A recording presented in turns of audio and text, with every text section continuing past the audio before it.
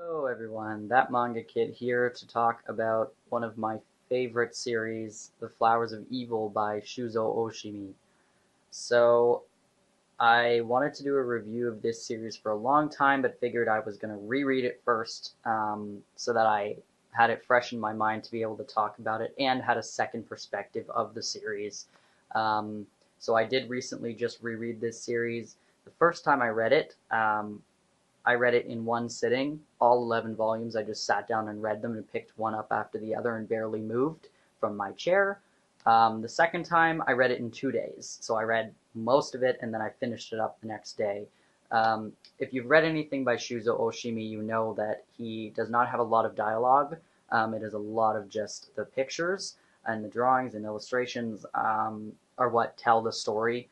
So they are very quick to read. Um, yeah, so Flowers of Evil is about a boy named Kasuga, who you see on this cover here, and also this green one over here. One day he forgets his book in the classroom, goes back to class, everyone's gone home. He sees the girl he likes, who is Psyche, this girl here, and also on the blue cover here. He sees her gym bag on the floor, opens it up and sees her gym clothes in there. And in a moment of lust and just teenage angst and puberty, uh, steals them and runs out of the school with them. Goes home and feels guilty and gross and you know doesn't know what to do now. He's a very quiet boy. He likes reading. He's very like high on himself. He feels very superior to all of his classmates because he reads difficult books and things like that. He feels like he's more educated and aware of life than everybody else. Um, so he doesn't see himself as a pervert. He's not seeing himself as doing anything wrong. He sees Psyche as his muse, and you know she's what fuels his creative fire or whatever. Um, So anyway, he has the gym clothes, doesn't know what to do with them. Turns out one of his classmates, who is very um, different, nobody likes her. She's very outspoken and swears at the teacher and always is getting in fights and just like verbal arguments with people and is just very crass and rude and everyone's kind of afraid of her. Is Nakamura, who's on the very first cover here and also on the pink one here. Turns out she saw him steal the gym clothes and therefore is the only one who knows that it was him. The rest of the class finds out and the rest of the school finds out and they think it's some pervert in the neighborhood who broke into the school and stole them. Um, Nakamura is the only one that knows that Kasuga is the one who took them. So she decides to form a contract with him that he will do whatever she says. Now, Nakamura is very sadistic and quite perverse, and yeah, so she forces him to do a bunch of things that make him extremely uncomfortable and, you know, gets him to just satisfy her need for a plaything, basically.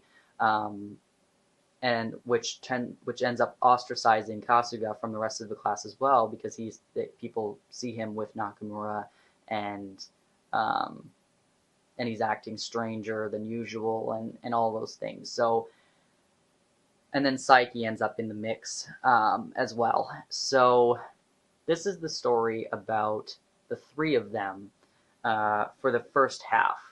The first half is them in middle school. I think I forgot to mention that. They are like 14 years old, 13, 14. They're in middle school.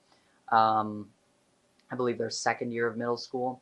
And they are confused and angsty and all of this stuff and very mentally ill, pretty much. All three of them kind of have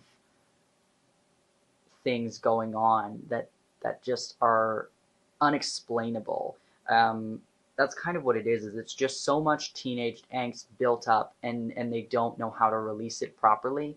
Um, and then there is a time skip for volume 7 till the end, and it's then Kasuga in high school.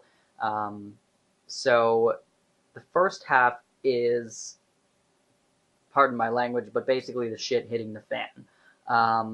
It is just the insanity that goes on between Nakamura and Kasuga, and then with Saiki in the mix of it, and just the feeling of needing to escape, this feeling of going to the other side, whatever that means to you, trying to get out of the small town they live in and away from these people who they don't feel understand what's going on. Um, and if you cannot connect to that feeling, this might be a hard one for you to grasp because this series goes there. It goes dark, it goes creepy and weird and uncomfortable, and just like it makes you kind of shiver and not want to look. But you can't look away because it's such a disaster. Um, but if you've dealt with those feelings of isolation and loneliness and wanting to just get out in any kind of way possible, then this one, you will find something to connect with these characters with. They aren't super likable, and I don't think they're supposed to be. But I have a soft spot for these characters because of the way that they're written, and I really, really love this story, and I think that especially upon reading it again for the second time, I was really hit by how well done the second half of the series is.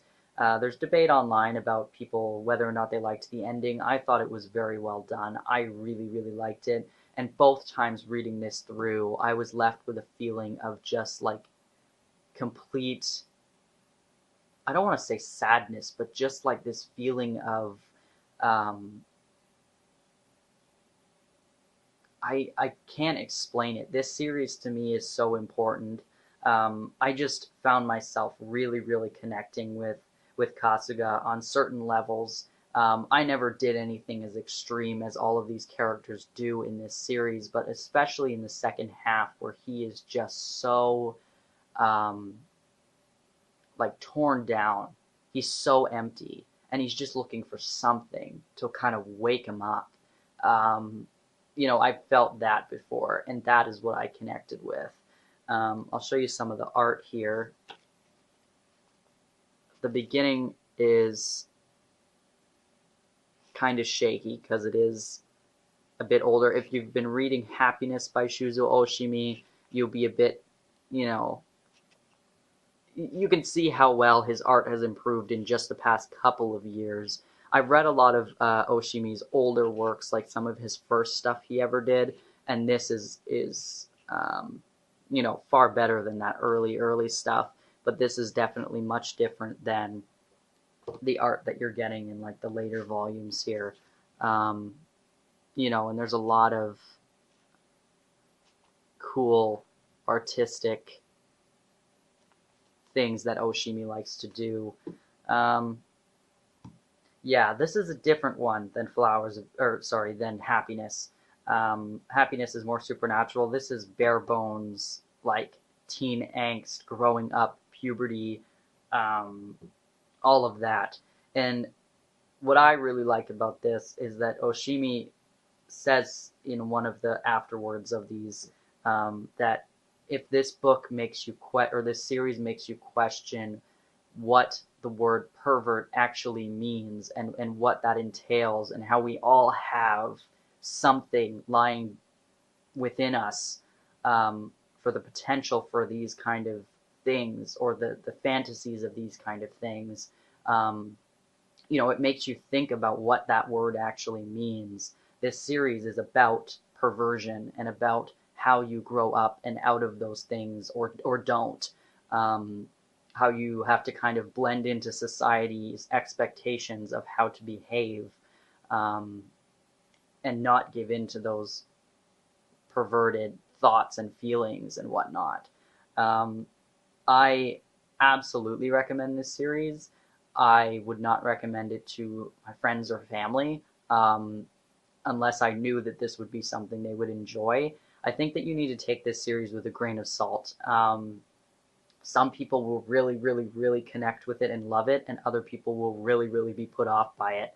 And I can understand why. I can absolutely understand why people would be put off by this series. I would say read the first volume, and if you are uncomfortable enough to not want to read further, then don't read further, because it just gets more. Um, but if you're intrigued by the first volume, then I would absolutely say pick up the rest of it. It is so worth it.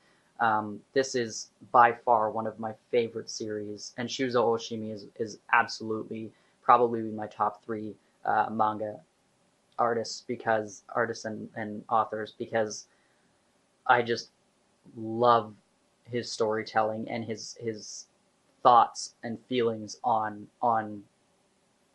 sexuality and perversion and things like that. I think it's an interesting topic that isn't explored enough. Um, but yeah, definitely I would suggest checking out Flowers of Evil. I know that a couple of these are out of print, but they are reprinting in 3-in-1 omnibus versions, I believe. I think the first one's coming at the end of October, unless they change the date on that, but I think that is when the first omnibus volume is coming out. This is released by Vertical, and these are the smaller form factors that Vertical does. If you've seen Devil's Line or like Flying Witch or something like that, that is what this size of volume is. Um, yeah, but I think that is it. If you've read this series and have thoughts and opinions on it, I would love to hear it. I could not get enough of talking about Flowers of Evil. Thank you very much for watching, and I'll see you soon, I guess. Thanks for watching. See ya.